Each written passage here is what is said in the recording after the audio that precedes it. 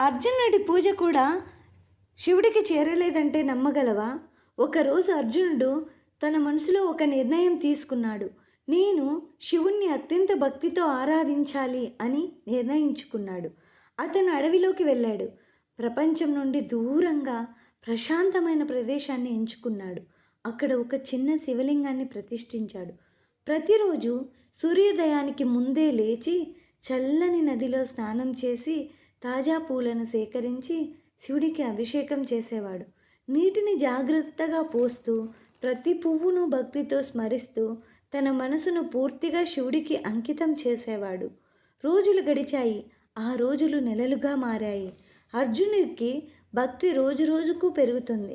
కానీ అతనికి తెలియకుండా అతని మనసులో ఒక చిన్న భావం కూడా పెరుగుతుంది.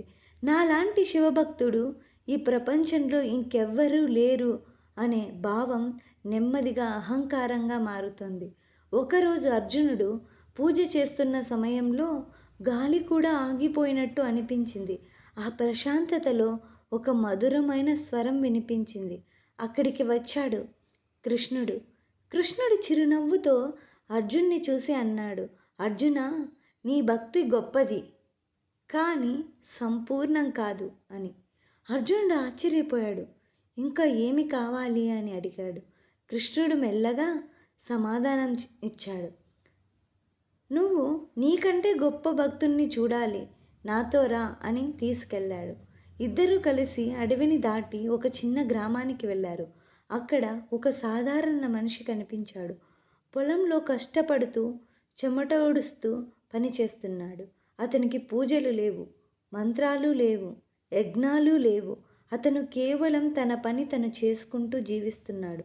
అది చూసిన అర్జునుడు కొంచెం నవ్వాడు. ఇతడేనా గొప్ప భక్తుడు అని అడిగాడు. కృష్ణుడు ప్రశాంతంగా అన్నాడు, అతను చేసే ప్రతి పని దేవుడికి అంకితం. అతని మనసులో అహంకారం లేదు. ఇదే నిజమైన భక్తి అని. అర్జునుడు ఇంకా నమ్మలేకపోయాడు. అప్పుడు కృష్ణుడు అన్నాడు, నువ్వు ఒక సత్యాన్ని చూడాలి. ఒక దివ్యమైన దృశ్యం కనిపించింది. అర్జునుడు ప్రతిరోజు శివుడికి స్మరించిన పూలు గాలిలో తేలుతూ కనిపించాయి.